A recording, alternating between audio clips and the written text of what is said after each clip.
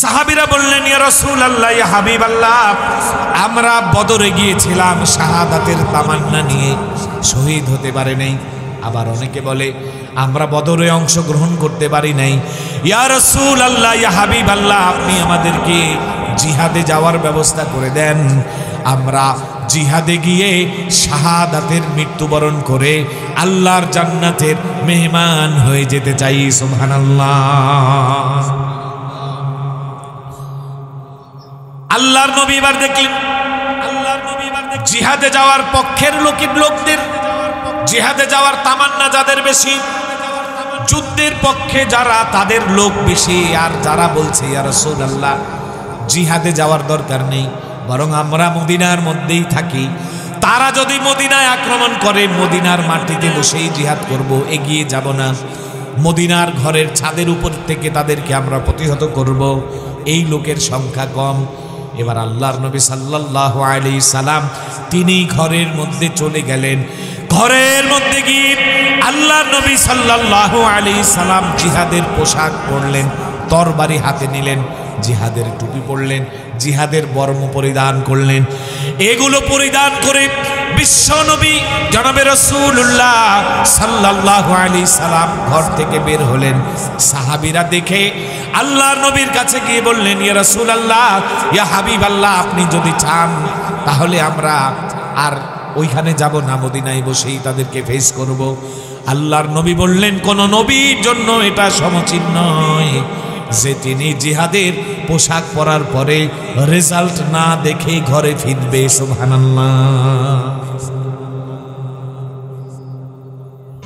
ইবনে হাজার আসকালানী রাহমাতুল্লাহ আলাইহি লেখেন, ইত্তাবশরে আমার নবী সাল্লাল্লাহু আলাইহি সাল্লাম তিনটি স্বপ্ন দেখলেন।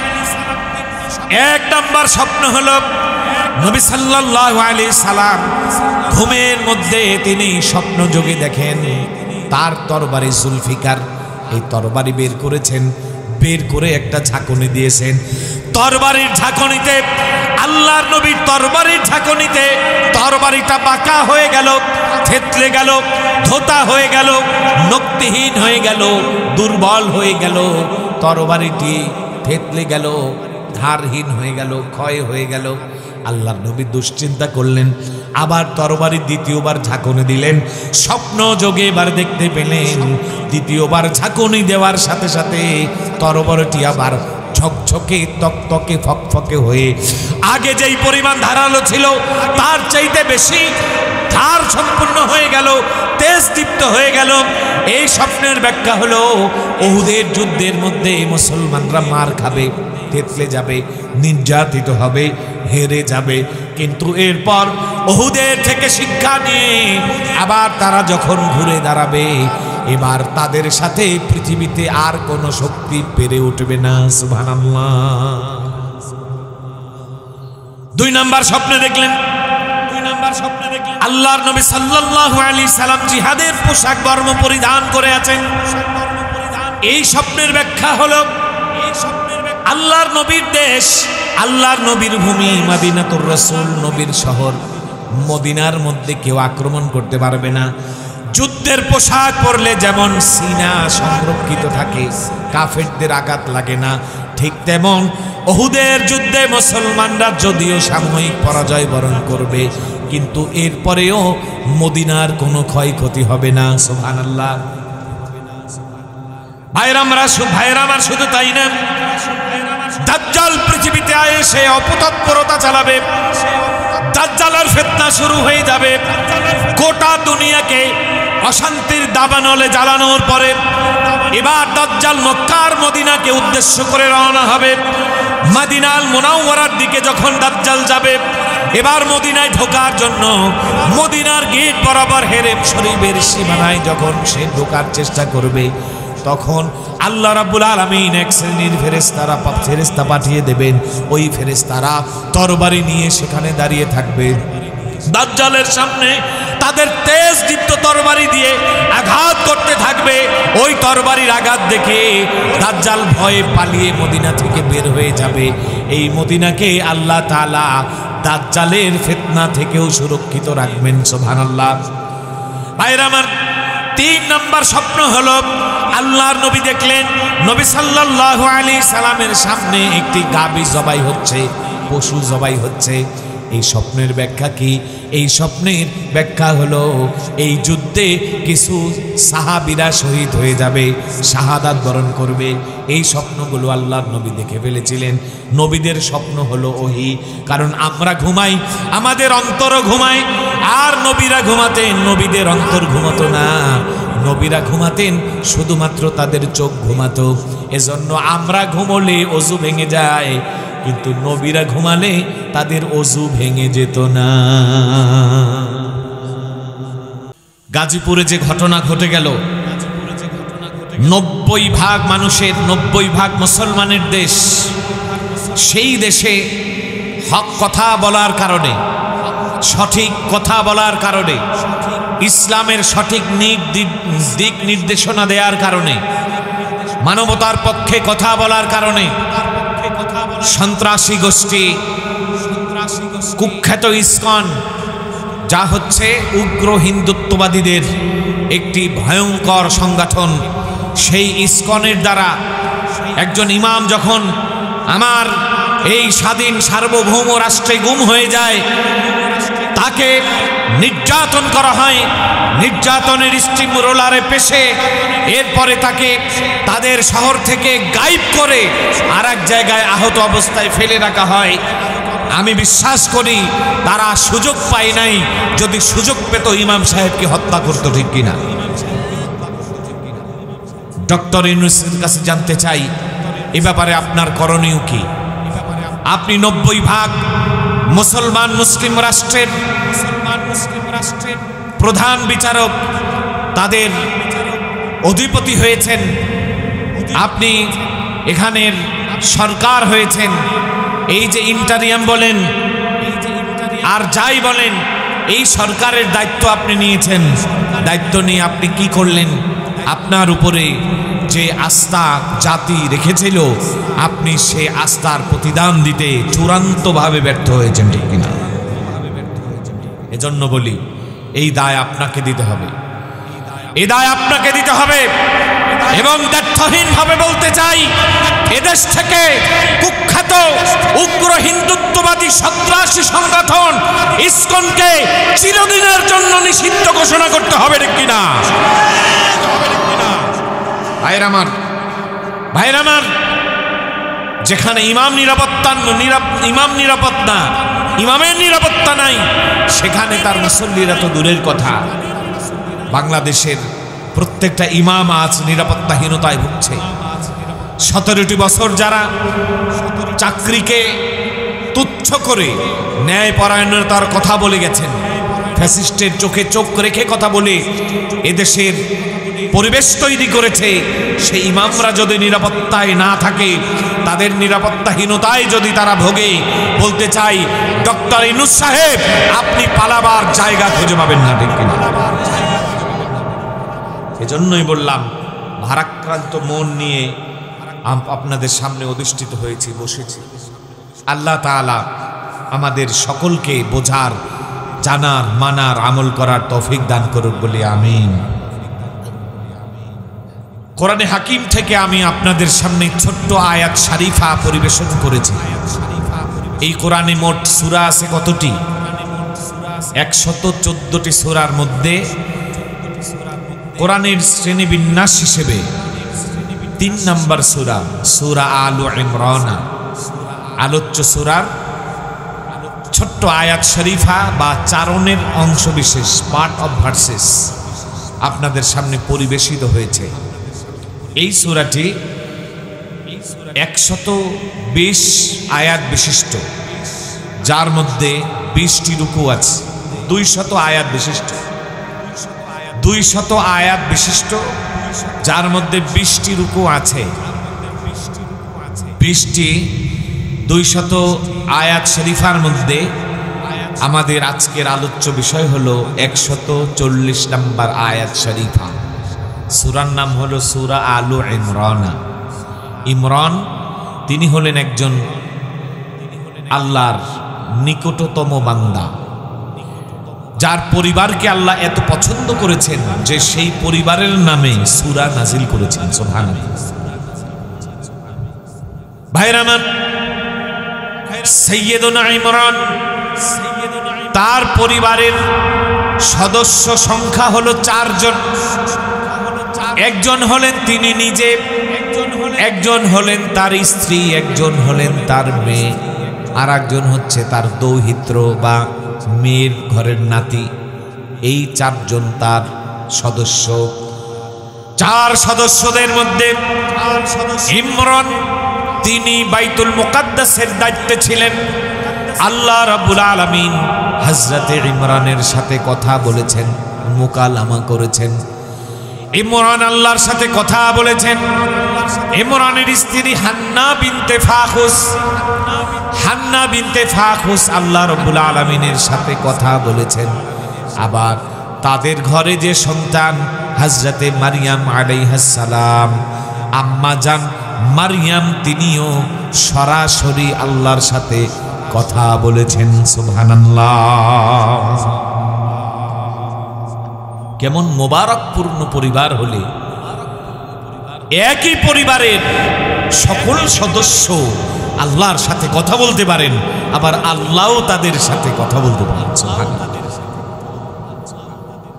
এই যে 3 জন কথা বললেন, 1 নম্বর ইমরান, 2 নম্বর হান্না বিনতে ফাখুস, 3 নম্বর আম্মা জান মারইয়াম আলাইহিমুস সালাম। এরা কেহ নবী ছিলেন না। তাফসীরের পরিভাষায় যদি আল্লাহ পাক কারো সাথে কথা বলেন আর তিনি নবী না হন, এই কথাকে ইলহাম বলা হয়। আর যদি নবী হন, এই কথাকে ওহী বলা হয়। পরিবারের 4 নম্বর এবং সর্বকনিষ্ঠ সদস্য হলেন সাইয়্যিদুনা ঈসা রূহুল্লাহ। সুবহানাল্লাহ। তিনিও আল্লাহর সাথে কথা বলেছেন এবং তিনি ছিলেন নবী। তিনি নবী হওয়ার কারণে তার এই কথোপকথনকে ওহী বলা হয়।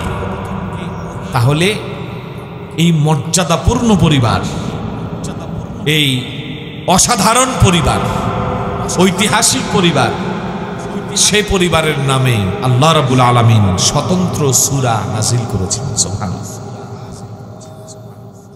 ভাইরা আমার, এমনি ভাবে আল্লাহ তাআলা নবীদের নামে সূরা নাজিল করেন। 6 জন নবীর নামে আল্লাহ তাআলা সূরা নাজিল করেছেন। 1 নাম্বার হযরতে নূহ আলাইহিস সালাম, যার নামে সূরা নাজিল হয়েছে ইন্না আরসালনা নূহান ইলা কওমিহি। নূহ আলাইহিস সালামের উপরে সূরা নাজিল হয়। 2 নাম্বার হযরতে হুদ আলাইহিস সালামের নামে সূরা নাজিল হয়েছে।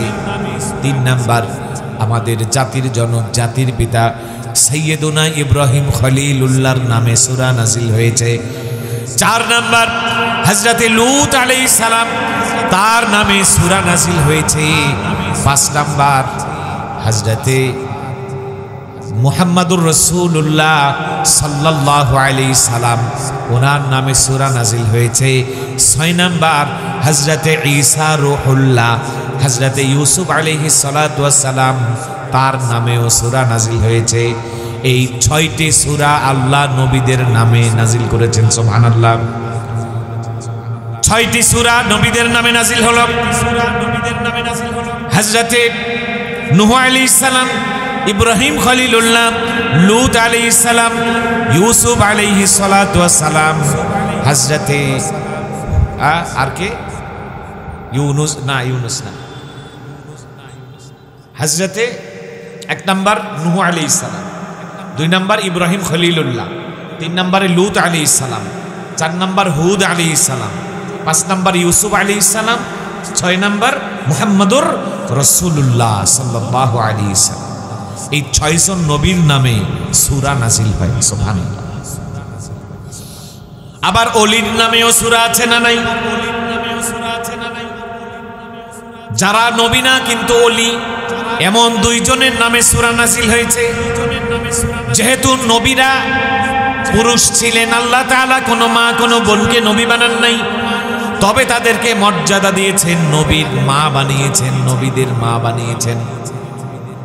এমনি ভাবে আল্লাহ তাআলা আল্লাহ রাব্বুল আলামিন অলির নামে বেলায়েতের এক একজন ঐতিহাসিক মহাপুরুষ যারা আল্লাহ তাআলাকে হাসিল করেছেন, অর্জন করেছেন, এমন দুইজনের নামে সূরা নাজিল করেছেন। তার মধ্যে একজন হলো পুরুষ আর একজন হলো মহিলা। যিনি পুরুষ তিনি হলেন হযরতে লোকমান। ওয়ালাকাদ আতাইনা লোকমান আল হিকমা। হযরতে লোকমান আলাইহিস সালামের নামে সূরা নাজিল হলো। আর একজন হলেন মহিলা হযরতে মারইয়াম, তার নামে সূরা আছে না না? ইমরান পরিবারের আর এক সদস্য মারইয়াম, যার নামে স্বতন্ত্র সূরা নাজিল হয়েছে। ভাইরা আমার, এমনি ভাবে আল্লাহ রাব্বুল আলামিন পৃথিবীর সর্বকনিষ্ঠ প্রাণী পিপুলিকা, এর নামেও সূরা দিয়েছেন, সূরাতুন নামাল। সুবহানাল্লাহ। পিপুলিকা উড়তে পারে না, সে বিচরণশীল পায়ে হাতে, কিন্তু পিপুলিকার মধ্যেই একটি জাতি আছে পিপুলিকার মতো, এটা হলো মৌমাছি, নাহাল। এর নামেও সূরা আছে। সুবহানাল্লাহ। পৃথিবীর সবচেয়ে দুর্বল ঘর যে বানায়, আওহানাল বাইতি লা বাইতুল আনকাবুত, মাকড়সার নামেও একটি সূরা আছে। আল্লাহু আকবার। দুর্বল দুর্বল প্রাণীর নামে সূরা। আবার যদি হিসেব করেন দুর্বল প্রাণীর নামে সূরা আসলো, সবল প্রাণীর সূরা কই? আল্লাহ তাআলা নাজিল করে দিলেন আলাম তারা কাইফা ফাআলা রাব্বুকা বিআসহাবিল ফিল। আল্লাহ রাব্বুল আলামিন আবার হাতির নামে সূরা নাজিল করেছেন। সুবহানাল্লাহ। মানুষের নামে সূরা নাজিল করেন সূরা নাস। কুল আউযু বিরাব্বিন নাস মালিকিন নাস ইলাহিন নাস মিন শাররিল ওয়াসওয়াসিল খান্নাস আল্লাযী ইউওয়াসওয়িসু ফি সুদুরিন নাস মিনাল জিন্নাতি ওয়ান নাস। আবার মানুষের নামে যেমন সূরা নাজিল করেছেন, এই মানুষ আবার তিন প্রকার: মুমিন, কাফের, মুনাফিক। কাফেরের নামে আল্লাহ সূরা নাজিল করেন কুল ইয়া আইয়ুহাল কাফিরুন লা আ'বুদু মা তা'বুদুন। মুনাফিকের নামে আল্লাহ রাব্বুল আলামিন সূরা নাজিল করেন। আবার আল্লাহ তাআলা মুমিনের নামেও সূরা নাজিল করেন ক্বাদ আফলাহাল মুমিনুন আল্লাযীনা হুম ফি সালাতিহিম খাশিউন। আল্লাহ রাব্বুল আলামিন কাফেরের নামে সূরা নাজিল করলেন, মুমিনের নামে সূরা নাজিল করলেন, মুনাফিকের নামেও সূরা নাজিল করলেন। এই কোরআন পৃথিবীতে নাজিল হলো, কোরআনের রাষ্ট্র ব্যবস্থা পৃথিবীতে কায়েম করার জন্য কোরআন এলো। কোরআন মানুষকে লিতুখরিজান নাস মিনাদ দুলুমাতি ইলান নূর, মানুষকে অন্ধকারাচ্ছন্নতা থেকে বের করে আলোর দিকে ঢেলে বের করার জন্য, আলোর দিশারি, আলো দেখানোর জন্য কোরআন এলো।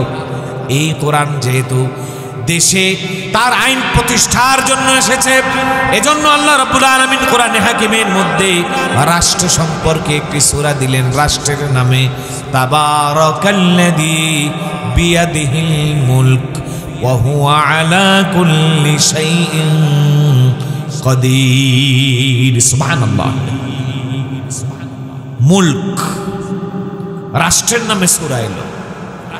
যেহেতু রাষ্ট্র আছে, রাষ্ট্রের রাজধানীর প্রয়োজন আছে না নাই? আল্লাহ তাআলা এটাও নাজিল করলেন লা উকসিমু বিহাদাল বালাদি ওয়া আতা হিল্লুম বিহাদাল বালাদি ওয়া ওয়ালিদিন ওয়া মা ওয়ালাদে। শহর সম্পর্কে, রাজধানী সম্পর্কে সূরা দিলেন। যেখানে রাষ্ট্র আছে, রাজধানী আছে, সেনাবাহিনীর প্রয়োজন আছে না নাই? আল্লাহ রাব্বুল আলামিন সেনাবাহিনীর নামেও একটা সূরা নাজিল করলেন। জাইশের নামে, সেনাবাহিনীর নামে সূরা নাজিল করেছেন।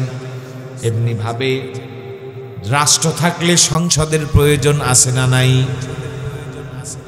আল্লাহ তাআলা সংসদের নামে ওয়াল আমরু শুরা বাইনাহুম, সূরা নামক, সূরা নামে সংসদের নামেও একটা সূরা নাজিল করলেন। সুবহানাল্লাহ। এক কথায় তিবিয়ানান লিকুল্লি শাইইন, দুনিয়ায় যা কিছু আছে, ছিল, থাকবে, হতে পারে, হওয়ার সম্ভাবনা আছে, সবকিছুর ব্যাপারে আল্লাহর কোরআন আমাকে মেসেজ দিচ্ছে।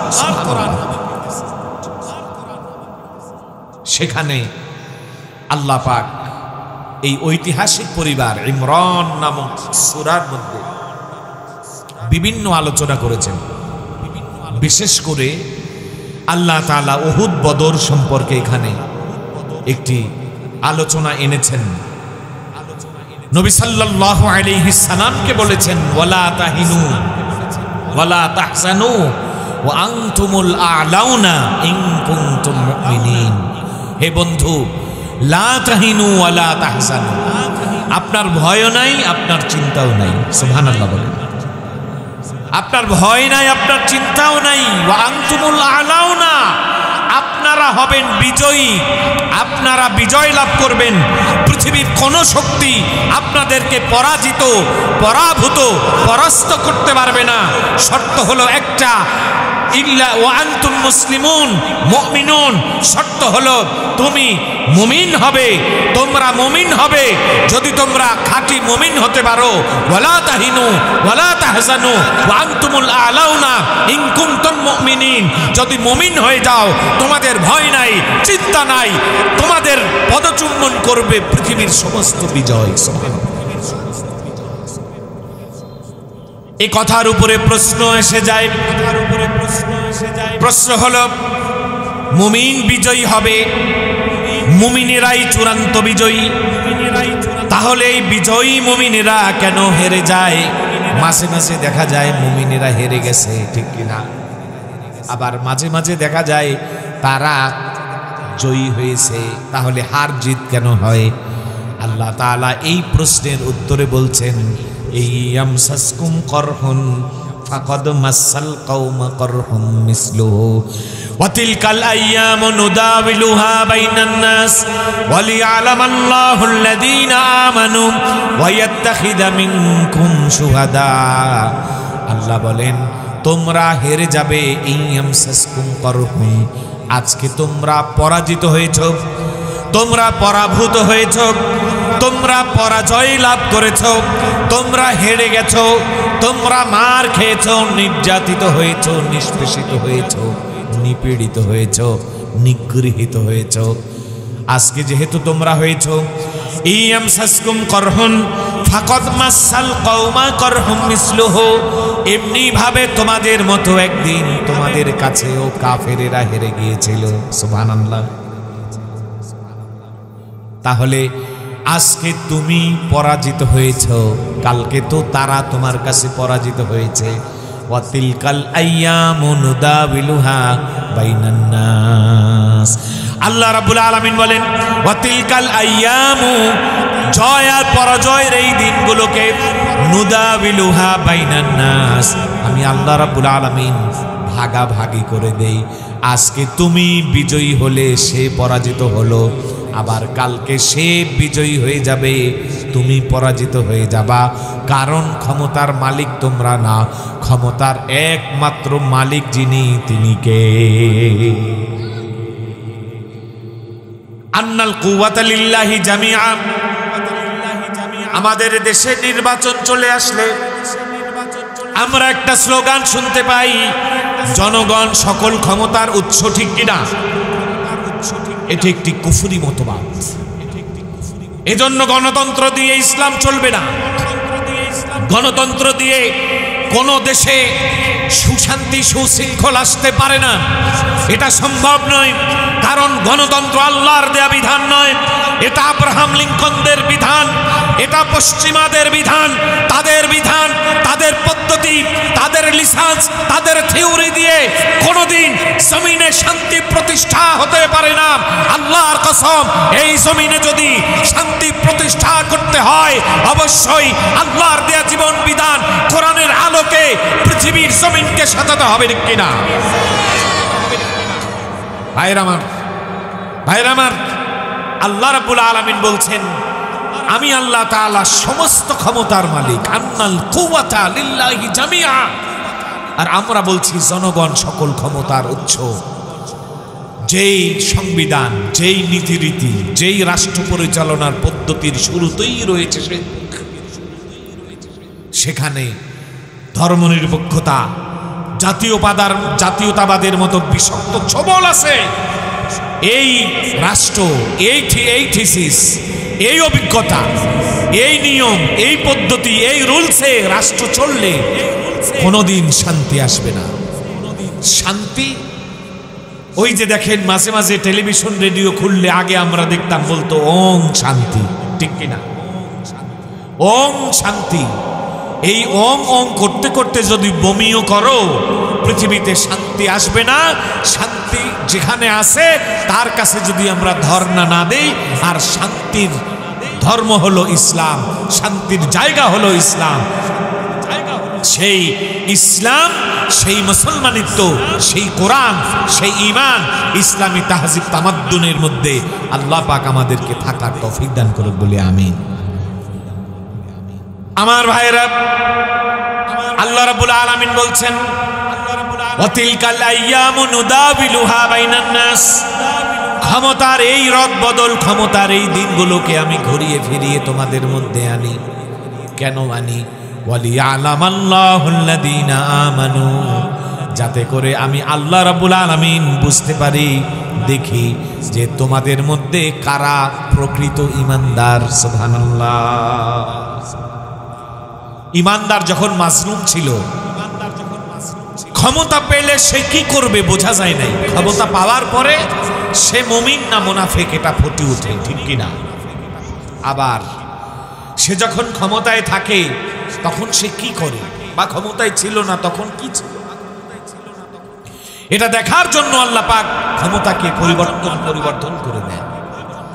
ওয়ায়াত্তাখিযা মিনকুম শুহাদা, আর জমিন থেকে কিছু শহীদদেরকে আল্লাহ পাক জান্নাতের প্রথম শ্রেণী অফার করার জন্য, দান করার জন্য, হেবা করার জন্য আল্লাহ তাআলা কিছু শহীদদেরকে গ্রহণ করেন। আলহামদুলিল্লাহ বলেন। পরিশেষে আল্লাহ বলেন আল্লাহু লা ইউহিব্বুয যালিমিন, আল্লাহ তাআলা জালেমদেরকে মহব্বত করেন না, ভালোবাসেন না, পছন্দ করেন না, লাইক করেন না। এই হলো আয়াতের তরজমা। এবার আমরা একটু তাফসীরের দিকে যাব। ইয়ামসাসকুম করহুন ফাকাদ মাসাল কওমা করহুন মিসলুহু। এখানে করহুন শব্দের অর্থ জারহুন, আঘাত। আবার বিদম্মিহা, বিফাথিল কফি ও বিদম্মিহা। আবার কুরহুন পড়া যায়, আলামুল জারহে, আঘাতের ব্যথা। কিন্তু মুফাসসিরিন কিরাম এখানে করহুন দ্বারা বুঝিয়েছেন ইসলামে এক হৃদয় বিদারক যুদ্ধ, ওহুদের যুদ্ধ। করহুনের প্রথম শব্দ ওহুদ, দ্বিতীয় শব্দ বদরের উদ্দেশ্য। ইয়ামসাসকুম করহুন ফাকাদ মাসাল কওমা করহুন মিসলুহু। আল্লাহর নবী, বিশ্ব নবী, মানবতার নবী, মানব দানবের নবী, জিন ইনসানের নবী, সাদা কালোর নবী, আরব আজবের নবী, নবীদের নবী, রাহমাতাল লিল আলামিন, আল্লাহর নবী, বিশ্ব নবী মুহাম্মদুর রাসূলুল্লাহ সাল্লাল্লাহু আলাইহি ওয়াসাল্লাম ওহুদের যুদ্ধে গেলেন, নির্যাতিত হলেন। আল্লাহর নবী সাল্লাল্লাহু আলাইহি সাল্লাম ওহুদের ময়দানে কাফেরদের দ্বারা আঘাতগ্রস্ত হলেন। এত সব যখন হলো, এবার আল্লাহ তাআলা সান্ত্বনা দেওয়ার জন্য, তাসলিয়াতান, আল্লাহ তাআলা তাসাল্লি দেওয়ার জন্য, আল্লাহ তাআলা তার নবীকে সান্ত্বনা দেওয়ার জন্য এই আয়াত নাযিল করলেন। নবী সাল্লাল্লাহু আলাইহি সাল্লাম বদরের যুদ্ধে যখন তারা জয়ী হয়েছেন, বদরের যুদ্ধে বিজয় লাভ করার পরে ওই বদরের যুদ্ধের মধ্যে আবু জেহেল মরে গেছে, বদরের যুদ্ধের মধ্যে উতবা সাহেবা মরে গেছে, বদরের যুদ্ধের মধ্যে উমাইয়া বিন খালফ মরে গেছে, উবাই বিন খালফ মরে গেছে। এরা বদরের যুদ্ধে মরে যাওয়ার কারণে বদরের যুদ্ধে তারা প্রতিশোধ নিতে পারে নাই, মার খেয়েছে। এই জন্য তারা গিয়েছে, তারা আবার সংঘবদ্ধ হয়েছে কিভাবে বদরের যুদ্ধের প্রতিশোধ নেওয়া যায় নেওয়ার জন্য। এবার তারা এক হয়েছে, ছোট্ট ছোট্ট গোত্রগুলোকে একত্রিত করে তারা দারুন নদওয়ার মধ্যে মিটিং কল করেছে। তারা সাংগঠনিকভাবে মজবুত হয়েছে, ইসলামের বিরুদ্ধে চক্রান্ত করে তারা ঐক্য জোট গঠন করেছে, মহাজোট গঠন করেছে। এরপরে তারা মদিনাকে আক্রমণ করার জন্য আল্লাহর নবী এবং তার সাহাবীদেরকে মদিনা থেকে উৎখাত করে দেওয়ার জন্য তারা ষড়যন্ত্র করে এবার মদিনার দিকে এগিয়েছে। বলি নাউজুবিল্লাহ। আফসোসের বিষয় হলো ১৫০০ বছর আগে ইসলামের বিরোধিতা করতে গিয়ে সেই সময়ের কাফের মুশরিক ইহুদি নাসারা এবং মুনাফিক গোষ্ঠী এবং তাদের চক্র, তাদের দালালেরা ইসলামের বিরুদ্ধে এক অভিন্ন হয়ে তারা তাদের ঐক্যজোট আজ পর্যন্ত অটুট রেখেছে। তারা সেভাবেই আছে। আল্লাহর কসম, দুঃখের সাথে বলতে হয়, আমরা মুসলমান আমাদের ঐক্য নষ্ট করে ফেলেছি। কে সাদা টুপি, কে কালো টুপি, কে কওমি, কে আলিয়া, কে ছোট জামা, কে বড় জামা, কে মিলাদ পড়লো, কে মিলাদ পড়লো না, কে কিয়াম করলো, কে কিয়াম করলো না, কে জিকির করে, কে করে না, কে আস্তে জিকির, কে জোরে জিকির, এইগুলো নিয়ে আমরা ঘুষাঘুষি, ঠেলাঠেলি, মারামারি, ধাক্কাধাক্কি করতে করতে আজকে আমরা ইসলামকে কোথায় নিয়ে গিয়েছি। তাদের ঐক্য টিকে রইল আর আমরা বিচ্ছিন্ন হয়ে গেলাম। দেখ কিনা? কেন এটা? অত্যন্ত দুঃখের সাথে বলতে হয়, কেন আমরা এক হতে পারলাম না? আজকে আমার হৃদয় মৌন রক্তক্ষরণ হয় যখন দেখি আমির হামজার মতো ব্যক্তি, যে নিজে স্বস্বীকৃতি আত্মস্বীকৃত একজন ভার্সিটির মাল, সেই আমির হামজা যখন বলে যে কওমি মাদ্রাসা তারা শুধুমাত্র মসজিদ মাদ্রাসা নিয়ে থাকে। নাউজুবিল্লাহ বলেন। আমির হামজাকে বলবো, আপনি তো কুয়ার ব্যাগ, আমাদের সামনে এক পৃষ্ঠা আরবি ইবারত পড়তে পারবেন? সে ক্ষমতা আপনার আছে? নেই। আপনার কথায় কথায় আরবি ইবারতে ভুল হয়। সেই আপনি যখন বলেন যে কওমি মাদ্রাসার এইম, কওমি মাদ্রাসার হুজুরদের, শিক্ষকদের, ছাত্রদের আশা আকাঙ্ক্ষা এবং কামনা থাকে একটা মসজিদ, একটা মাদ্রাসা। তোমাকে বলে দেই, তুমি আফগানিস্তানের দিকে তাকাও, যার পার্লামেন্টের 2 জন সদস্য ছাড়া সবগুলো সদস্য তারা কওমি মাদ্রাসার পড়ুয়া ছাত্র। পৃথিবীর নাকে খত দিয়ে গোটা বিশ্বকে তারা দেখিয়ে দিচ্ছে আমরা কওমির সন্তান, দেওবন্দের উত্তরসূরি। আমরা কিভাবে রাষ্ট্র পরিচালনা করে দেখো। আল্লাহ তাআলা যেই উদ্দেশ্যে কোরআন নাজিল করেছেন ওই উদ্দেশ্যকে জমিনে বাস্তবায়ন করে আমরা কোরআনের রাজ কায়েম করেছি এবং সসম্মানে সেই দেশ পরিচালনা হচ্ছে। আল্লাহু আকবার। আমির হামজা সাহেব, তুমি কি করেছো? কওমি সন্তানরা এভাবে সিরিয়ায় তারা রাষ্ট্রের দায়িত্বে আছে। আল্লামা তকি ওসমানী আমাদের কওমির সন্তান, গোটা পৃথিবীর সবচেয়ে বড় আলেম। সুবহানাল্লাহ বলেন। মদিনা ইউনিভার্সিটি বলেন, আল আজহার ইউনিভার্সিটি বলেন, ওইখানে যে রেজাল্ট হয় সেখানে টপ 10 হয়। টপ 10 মানে সবচেয়ে ভালো রেজাল্ট যারা করে, সেরা 10।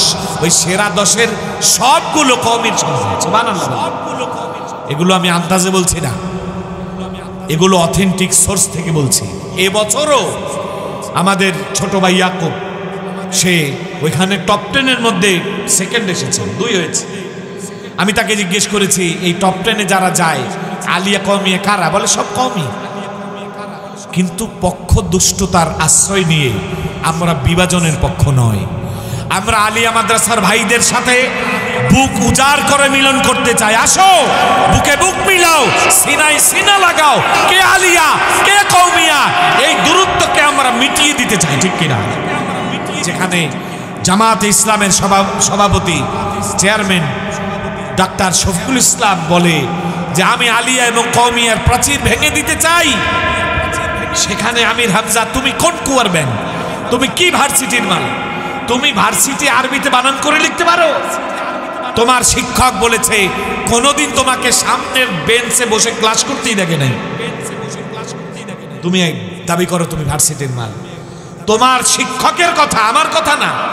তুমি যেই ভার্সিটির মাল, সেই ভার্সিটির যিনি প্রধান শিক্ষক তিনি বলেন যে আমির হামজারে কোনোদিন আমি সামনের বেঞ্চে বসতেই দেখি নাই।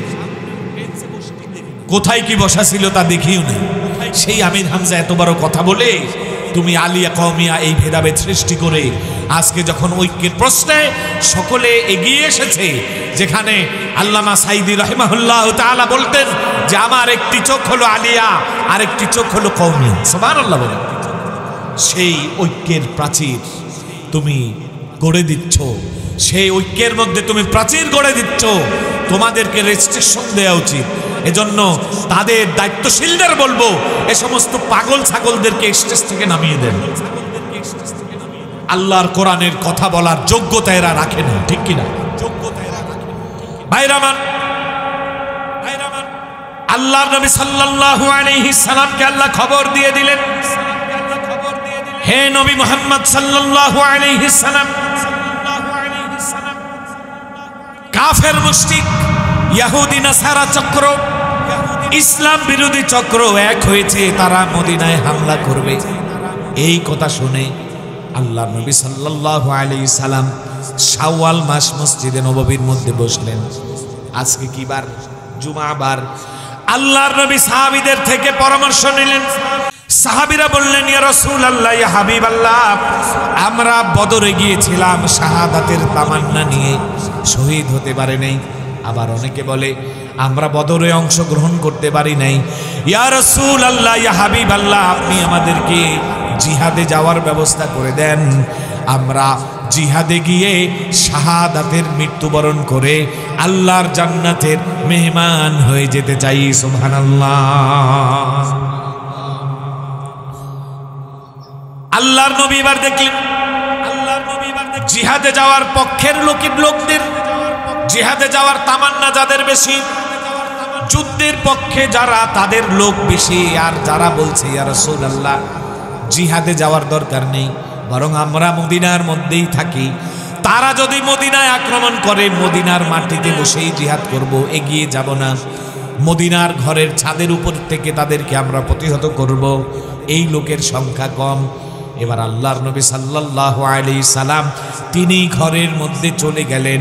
ঘরের মধ্যে গিয়ে আল্লাহর নবী সাল্লাল্লাহু আলাইহি সাল্লাম জিহাদের পোশাক পরলেন, তরবারি হাতে নিলেন, জিহাদের টুপি পরলেন, জিহাদের বর্ম পরিধান করলেন। এগুলো পরিধান করে বিশ্ব নবী জনাবে রাসূলুল্লাহ সাল্লাল্লাহু আলাইহি সাল্লাম ঘর থেকে বের হলেন।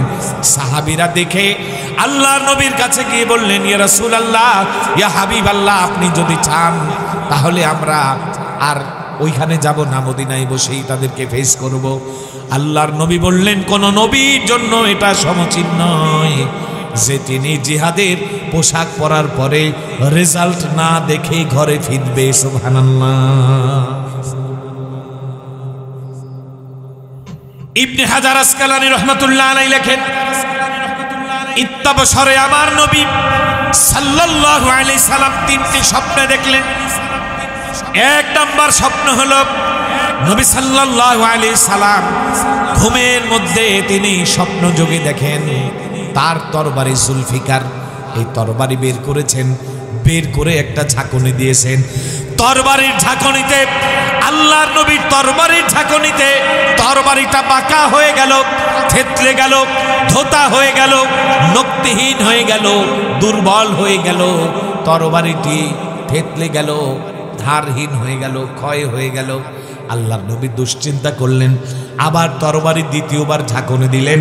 স্বপ্ন যোগে এবার দেখতে পেলেন দ্বিতীয়বার ঝাঁকুনি দেওয়ার সাথে সাথে তরবারিটি আবার ঝকঝকে তকতকে ফকফকে হয়ে আগে যেই পরিমাণ ধারালো ছিল তার চাইতে বেশি ধার সম্পূর্ণ হয়ে গেল, তেজ দীপ্ত হয়ে গেল। এই স্বপ্নের ব্যাখ্যা হলো উহুদের যুদ্ধের মধ্যে মুসলমানরা মার খাবে, থেতলে যাবে, নির্যাতিত হবে, হেরে যাবে, কিন্তু এরপর উহুদের থেকে শিক্ষা নিয়ে আবার তারা যখন ঘুরে দাঁড়াবে এবার তাদের সাথে পৃথিবীতে আর কোন শক্তি পেরে উঠবে না। সুবহানাল্লাহ। দুই নাম্বার স্বপ্ন দেখলেন, আল্লাহর নবী সাল্লাল্লাহু আলাইহি সাল্লাম জিহাদের পোশাক বর্ম পরিধান করে আছেন। এই স্বপ্নের ব্যাখ্যা হলো আল্লাহর নবীর দেশ, আল্লাহর নবীর ভূমি মদিনাতুর রাসূল, নবীর শহর, মদিনার মধ্যে কেউ আক্রমণ করতে পারবে না। যুদ্ধের পোশাক পরলে যেমন সিনা সংরক্ষিত থাকে, কাফেরদের আঘাত লাগে না, ঠিক তেমন উহুদের যুদ্ধে মুসলমানরা যদিও সাময়িক পরাজয় বরণ করবে, কিন্তু এরপরেও মদিনার কোনো ক্ষয়ক্ষতি হবে না। সুবহানাল্লাহ। ভাইরা আমার, শুধু তাই না, দাজ্জাল পৃথিবীতে এসে অপতৎপরতা চালাবে, দাজ্জালের ফিতনা শুরু হয়ে যাবে। গোটা দুনিয়াকে অশান্তির দাবানলে জ্বালানোর পরে এবার দাজ্জাল মক্কার মদিনাকে উদ্দেশ্য করে রওনা হবে। মদিনাল মুনাওয়ারার দিকে যখন দাজ্জাল যাবে, এবার মদিনায় ঢোকার জন্য মদিনার গেট বরাবর হেরেম শরীফের সীমানায় যখন সে ঢোকার চেষ্টা করবে, তখন আল্লাহ রাব্বুল আলামিন এক শ্রেণীর ফেরেশতা পাঠিয়ে দেবেন। ওই ফেরেশতারা তরবারি নিয়ে সেখানে দাঁড়িয়ে থাকবে। দাজ্জালের সামনে তাদের তেজদীপ্ত তরবারি দিয়ে আঘাত করতে থাকবে। ওই তরবারির আঘাত দেখে দাজ্জাল ভয়ে পালিয়ে মদিনা থেকে বের হয়ে যাবে। এই মদিনাকে আল্লাহ তাআলা দাজ্জালের ফিতনা থেকেও সুরক্ষিত রাখবেন। সুবহানাল্লাহ। ভাইরা আমার, 3 নম্বর স্বপ্ন হলো, আল্লাহর নবী দেখলেন নবী সাল্লাল্লাহু আলাইহি সাল্লামের সামনে একটি গাভী জবাই হচ্ছে, পশু জবাই হচ্ছে। এই স্বপ্নের ব্যাখ্যা কি? এই স্বপ্নের ব্যাখ্যা হলো, এই যুদ্ধে কিছু সাহাবীরা শহীদ হয়ে যাবে, শাহাদাত বরণ করবে। এই স্বপ্নগুলো আল্লাহর নবী দেখে ফেলেছিলেন। নবীদের স্বপ্ন হলো ওহী, কারণ আমরা ঘুমাই, আমাদের অন্তর ঘুমায়, আর নবীরা ঘুমাতেন, নবীদের অন্তর ঘুমাতো না।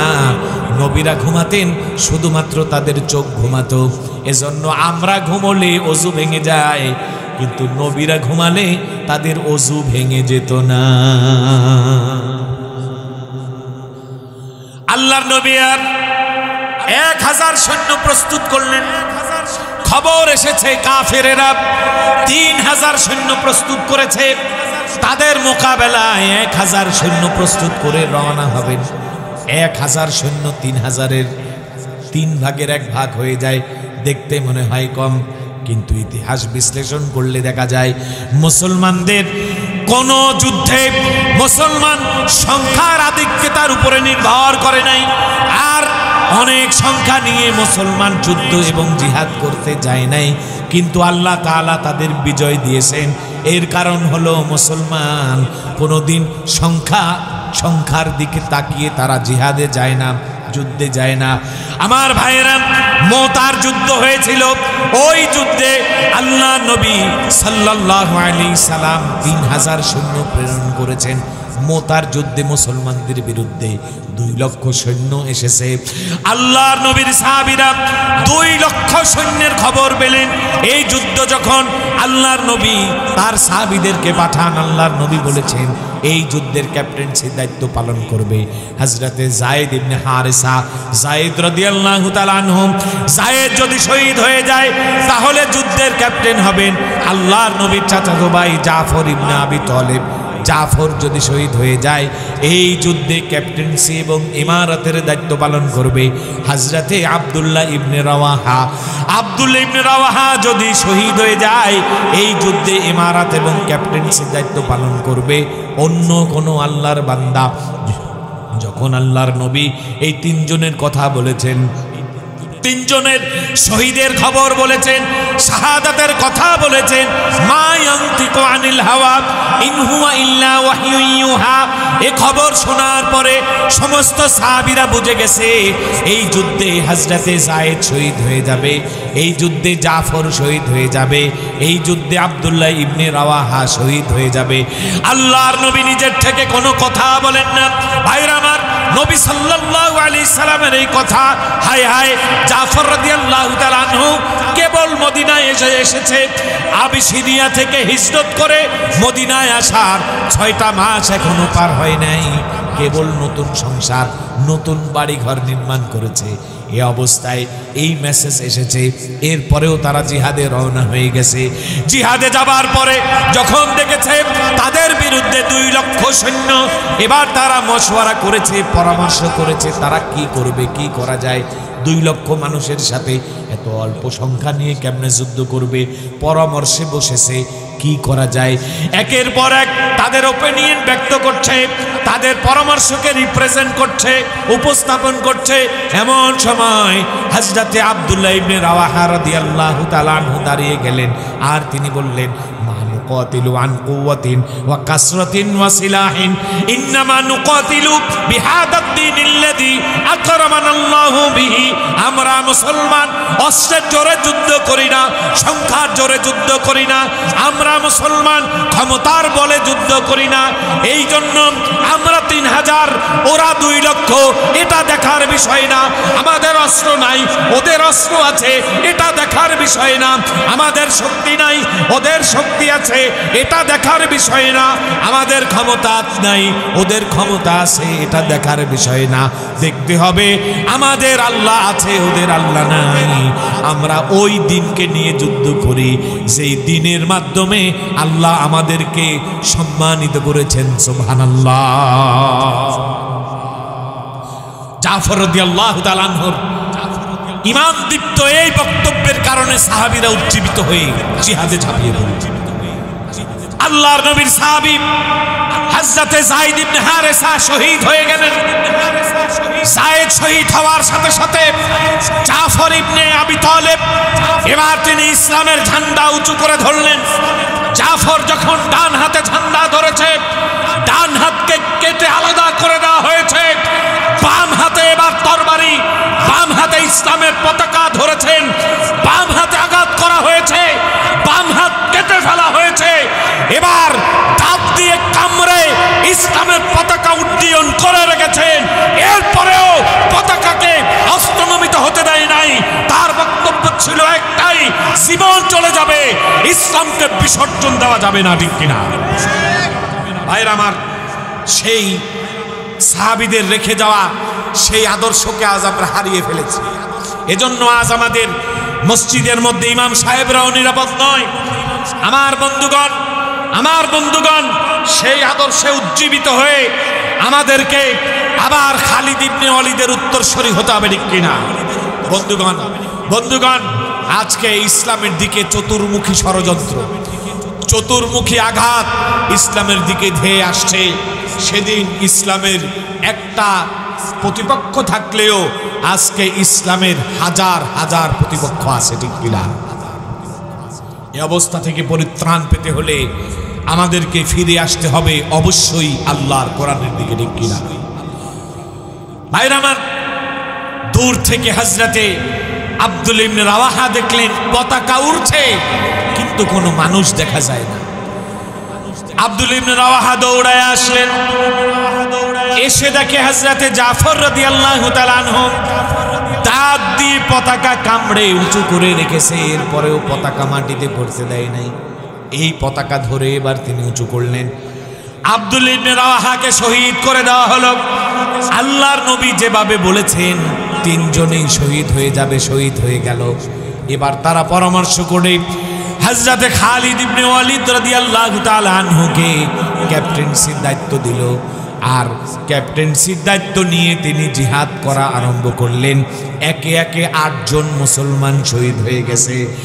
8 জন মুসলমান শহীদ হয়ে যাওয়ার বিনিময়ে এবার এই জিহাদে তাদের 3000 সৈন্যের সামনে 2 লক্ষ সৈন্য পালিয়ে যেতে বাধ্য হয়েছে। সুবহানাল্লাহ।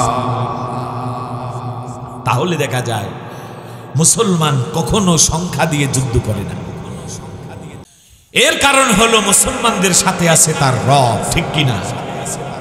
আল্লাহু ওয়ালিয়ুল্লাযীনা আমানু ইউখরিজুহুম মিনাজ-যুলুমাতি ইলান-নূর। আমাদের মাওলা আছে, আমাদের গার্ডিয়ান আছে, আমাদের অভিভাবক আছে, আমাদের আল্লাহ আছে। আল্লাযীনা কাফারু লা মাওলা লাহুম। আর যারা কাফের, মুশরিক, ইহুদি, নাসারা, ইসলাম বিরোধী, তাদের কোনো মাওলা নাই, তাদের আল্লাহ নাই, তাদের অস্তিত্ব নাই। আজ হোক কাল হোক গোটা পৃথিবী থেকে সমস্ত কাফের মুশরিক মিটে যাবে। ঠিক কিনা ভাইরা আমার? 1000 বাহিনী আল্লাহর নবী সহ রওনা করলেন। মাঝ পথে গিয়ে সেখান থেকে 300 লোক দাঁড়িয়ে গেল, তারা জিহাদে যাবে না। রইসুল মুনাফিকিন আব্দুল্লাহ ইবনে উবাই ইবনে সালুল কুখ্যাত মুনাফিকদের সর্দার। এই মুনাফিক সে বলল আমি যাব না, আমার সাথে সাথে আমার অনুসারীরাও যাবে না। 300 লোক তারা জিহাদে যাওয়া থেকে বিরত রইল। 1000 থেকে 300 কমে 700 পরিণত হয়ে গেল। 700 লোক নিয়ে আমার নবী সাল্লাল্লাহু আলাইহি সাল্লাম এবার উহুদের ময়দানে গেলেন। ময়দানটাকে তিনি পর্যবেক্ষণ করলেন। আল্লাহর নবী ছিলেন রণকৌশলী। বিশ্ব নবী এতটা রণকৌশলী, মাঠ দেখে ময়দান দেখেই তিনি বলতে পারতেন এই ময়দানে কোন প্রক্রিয়ায় যুদ্ধ করলে কারা জয়ী হবে, কোন প্রক্রিয়ায় যুদ্ধ করলে কারা পরাজিত হবে। সেই মর্মে আল্লাহর নবী দেখলেন একদিকে উহুদ পাহাড়, যে পাহাড় সম্পর্কে আল্লাহর নবী বলেছেন হাদা জাবালুন ইউহিব্বুনা ওয়া নুহিব্বুহু। আল্লাহর নবী বলেন উহুদ এমন একটা পর্বতমালা, এই পাহাড় উহুদ পাহাড় আমাদেরকে মহব্বত করে, আমরাও উহুদ পাহাড়কে মহব্বত করি। সুবহানাল্লাহ। উহুদ পাহাড় হলো মদিনার সবচেয়ে বড় পাহাড়, এই জন্য এটাকে উহুদ বলা হয়, ওয়াহিদুন থেকে অনন্য পাহাড়। উহুদ পাহাড়ের পাশে আর একটা টিলা পর্বত আছে, এর নাম হলো জাবালে আইনাইন। এই জাবালে আইনাইন হলো একটা টিলা পর্বত, ছোট্ট লাল মাটি বিশিষ্ট, লাল পাথর বিশিষ্ট একটা পাহাড়। আপনারা যারা হজব্রত পালনের উদ্দেশ্যে মদিনাল মক্কাল মুআজ্জামার পরে অথবা আগে মদিনাল মুনাওয়ারায় গিয়েছেন, উহুদের ময়দানে গেলে দেখবেন ছোট্ট একটা টিলা পর্বত আছে। এই পাহাড়ের নাম ছিল জাবালে আইনাইন, পরবর্তীতে এর নাম হয়েছে জাবালে রুম্মাত। আল্লাহর নবী বললেন 50 জন তীরন্দাজ অস্ত্র শস্ত্রে সজ্জিত হয়ে জাবালে আইনাইনের উপরে অবস্থান করবে। তার কারণ হলো এই পাহাড়ের পিছনের দিক থেকে গেরিলা আক্রমণ হওয়ার সম্ভাবনা আছে। চুপি সরে কাফের মুশরিকদের দলেরা আক্রমণ করতে পারে, এই জন্য তোমরা 50 জন তীরন্দাজ এখানে দাঁড়িয়ে থাকবে, তাদেরকে প্রতিহত করবে। খবরদার খবরদার, যুদ্ধে আমরা যদি হেরে যাই, আমাদেরকে যদি পাখি ঠুকিয়ে ঠুকিয়ে আমাদের গোস্ত নিয়েও যায়, এরপরেও তোমরা এই পাহাড় থেকে নামবে না। এই কথা বলে তাদের পাহাড়ের উপরে রাখলো। জিহাদ শুরু হয়ে যাবে। যাদেরকে নিয়ে জিহাদ শুরু হবে তাদের ইমানের অবস্থা কি? প্রথমে ছিল 1000, 300 রাস্তা থেকে পালিয়ে গেছে, হয়ে গেল 700। এই 700 থেকে আবার 50 জনকে উঠিয়ে দিল ছোট্ট পাহাড়ের উপরে, রইল 650 জন। এই 650 জন সাহাবী নিয়ে আল্লাহর নবী 3000-এর বিরুদ্ধে মোকাবেলা করার জন্য প্রস্তুত হয়ে গেলেন। সুবহানাল্লাহ। আমার ভাইরা, এই 650 জন সাহাবীর ইমানের অবস্থা কি ছিল সকলেরটা তো দেখার বিষয় না, দেখা সম্ভব না। একজনেরটা যদি দেখেন, এর মধ্যে একজন হলো হযরতে আব্দুল্লাহ ইবনে জাহাশ, আল্লাহর নবীর ফুফাতো ভাই, আল্লাহর নবীর দুধ ভাই, আল্লাহর নবীর শ্যালক ব্রাদার ইন ল। 3 ধরনের সম্পর্ক আল্লাহর নবীর সাথে তার। হযরতে আব্দুল্লাহ ইবনে জাহাশ তিনি মক্কার সবচেয়ে সুন্দর বাড়ির মালিক ছিলেন। সেই বাড়ি ছেড়ে হিজরত করে মদিনা আল মুনাওয়ারায় গিয়েছেন। হিজরত করে যাওয়ার পরে তার কাছে খবর এসেছে, আব্দুল্লাহ, তোমার সুন্দর বাড়িটি আজকে কাফেররা দখল করেছে, তাদের লিডার আবু জেহেল তোমার বাড়িটা দখল করে নিয়ে গেছে। হযরত আব্দুল্লাহ ইবনে জাহাশ মন খারাপ করেছে। আল্লাহর নবী খবর পেয়ে আব্দুল্লাহকে ডেকে বলেছেন, আব্দুল্লাহ, আমি নবী কথা দিলাম ওই ঘরের বিনিময়ে আল্লাহর জান্নাতে তুমি একটি ঘর লাভ করেছো। বলি সুবহানাল্লাহ। এই হলো আব্দুল্লাহ ইবনে জাহাশ। উহুদের ময়দানে আব্দুল্লাহ ইবনে জাহাশ বললেন তার বন্ধু সাদ ইবনে আবি ওয়াক্কাসকে, আসো সাদ, আমরা 2 বন্ধু একটু চুপি সরে আল্লাহর সাথে কথা বলি। না যাই উনাজি মুনাজাতান, চুপি চুপি কথা বলা, আল্লাহর কাছে মোনাজাত করব, আল্লাহর কাছে কান্নাকাটি করব, আল্লাহর কাছে রোনাজারি করব।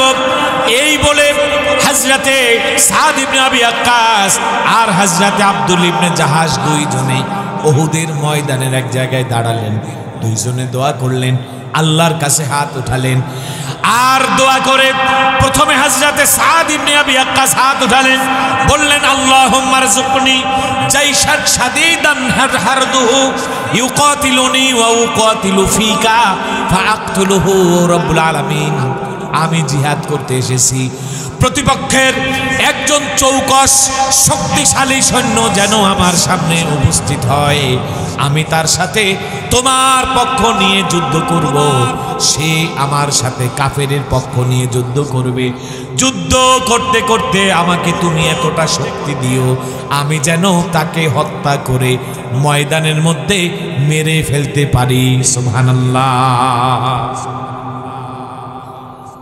আব্দুল ইবনে জাহাজ বললেন আল্লাহুম্মা আমিন, হে আল্লাহ তুমি কবুল করে নাও। এবার বললেন ও সাদ, এবার আমি মুনাজাত দিব, তুমি আমিন আমিন বলবে। সাদ ইবনে আবি ওয়াক্কাস বললেন আচ্ছা আপনি মুনাজাত দেন। এবার মুনাজাত দিলেন, মুনাজাতের মধ্যে বললেন আল্লাহুম্মা রযুকনি জাইশান শাদীদান হারদুহু শাদীদান বাসুহু ইউকাতিলুনি ওয়া উকাতিলু ফিকা ফাইদা লাকিতুকা ইয়াওমান ফাইদা লাকিতুকা গাদান তাসআলু আন্নি ফিমা জুদিয়া ফায়ুজাদ্দি আনফি ওয়া উজনি ফাইদা লাকিতুকা গাদান তাসআলু মিন্নি তাসআলু আন্নি ফিমা জুদিয়া আনফুকা ওয়া উজনুকা ফাআকুলু ফিকা ওয়া ফি রাসূলিকা। বলছেন রব্বুল আলামিন আমি জিহাদ করার জন্য এসেছি, তোমার রাস্তায় জিহাদ করব। প্রতিপক্ষ শয়তানের পক্ষ নিয়ে সে আমার বিরুদ্ধে অস্ত্র ধরবে, আমরা দুইজন যুদ্ধ করব। আল্লাহুম্মা রযুকনি জাইশান শাদীদান হারদুহু শাদীদান বাসুহু, সে আমার বিরুদ্ধে যুদ্ধ করবে, সে যেন শক্তিশালী প্রতিপক্ষ হয়। ইউকাতিলুনি ওয়া উকাতিলু ফিকা, আমি তোমাকে নিয়ে তার সাথে যুদ্ধ করব, সে শয়তানের পক্ষ হয়ে আমার সাথে যুদ্ধ করবে। ফায়াকতুলুনি, এরপরে যেন সে আমাকে আঘাত করে মেরে ফেলে, আমাকে যেন শহীদ করে দেয়। ফাইদা ফায়ুজাদ্দি উজুনি ওয়ানফি, এরপরে সে যেন আমার নাক কেটে ফেলে, আমার কান কেটে ফেলে, আমার অঙ্গহানি করে দেয়। এটা কেন? ফাইদা লাকিতুকা গাদান, কিয়ামতের ময়দান, মুসিবতের দিন, যেদিন তুমি আমাকে আমার সাথে সাক্ষাৎ দেবে, আমার সাথে কথা বলবে।